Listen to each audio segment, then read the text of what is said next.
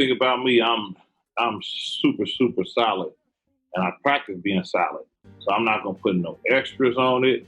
I ain't gonna put the 2 on the 10. You feel me? I'm gonna be 1,000 with you.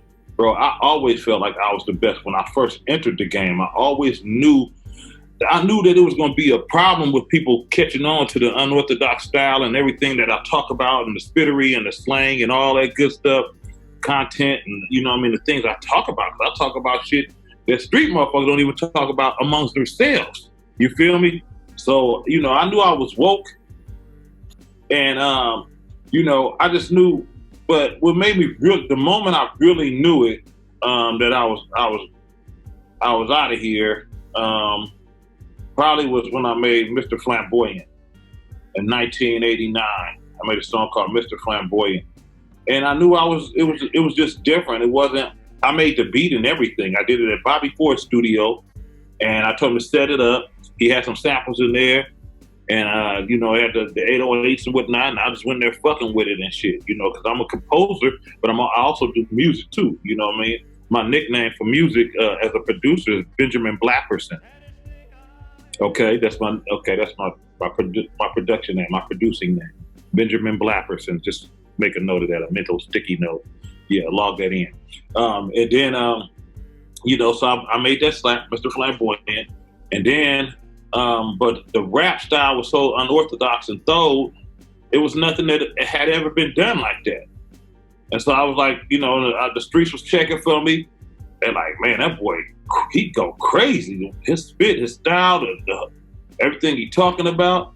I mean, this man said he throws the whole unit in a big ass gumbo pot, foam stir, let it settle, then make it lock. Come on, man. That's how you cook yo-yo. That was in 1989. That was 30 years ago, 31 years ago. When it was an infant, I was around. You know, it's like the first time, I mean, in New York, one might say it was around since 75, 76. Probably playing around on the, you know, at the parks, you know what I mean? You know, Grandmaster Flash and all them, Grandmaster Cash and, you know, African Bambaataa and, you know, Kool Herc and all them, you know what I'm saying? All of the founders, Busy B and all them, you know what I'm saying? Sugar Hill Gang and, you know what I'm saying? Jekyll and Hyde and all them cats, you know what I mean? Yeah, them dudes, they set the pace, man. And, you know, so I felt like when I first heard it, it was 89 because, 79. So in 79 was when I first heard rap. Came out around 75, 76, I believe, me doing my due diligence. And then I first heard it in the United States, in California, I'm sorry. In California when I heard it on the radio, and it was a Sugar Hill Gang, Rapper's Delight. That was the first rap song I ever heard. I'm like, man, this shit here to stay.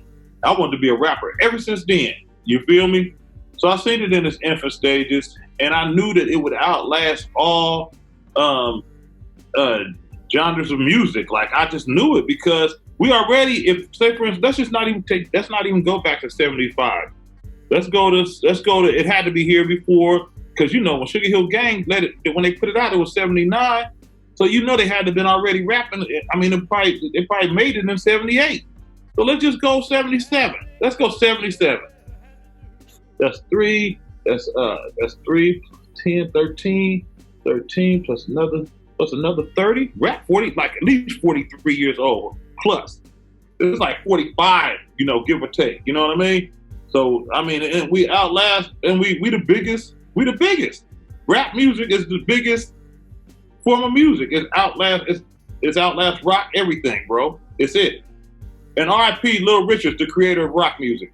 You know, that's what he claimed to be, and he was around then, and he was doing it. And back then, it was a lot of thieving back then. Big record companies come in, take your record, and have somebody else do it. You feel what I'm saying? People don't know the history about this hip hop shit, man, and the music industry, man. That's just me. I'm throwing like a frisbee. We had to do it. People don't really know my struggle. A lot of kids, a lot of them are game goofy. A lot of them are gamed up. And a lot of them are game goofy because they just don't know because shit be over their head like an umbrella and they never experienced shit because a lot of them was born with a silver spoon in their mouth and it wasn't no street in them. A lot of motherfuckers ain't got no street in them, so they don't know what the fuck I be talking about. So some of my music ain't for them. Some of it is for some of the youngsters that been through it, that raised themselves. There's some youngsters out there that actually really raised themselves and their brothers and sisters and siblings, you know, like that. You know what I mean? But anyway, we sold tapes out the trunk of the car by force.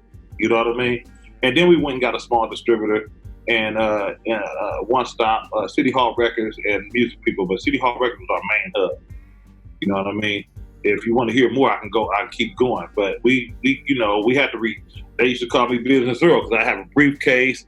I have my consignment sheet, you know what I'm saying, already on deck. So we go into barbershops, we go into rim shops, you know, tire and rim shops where everybody getting their Zeniths and Vogues, Dayton's and shit, appliances, Star Wires, this, that, and the third. Because that's where all the street niggas would go, to the tire and rim shops.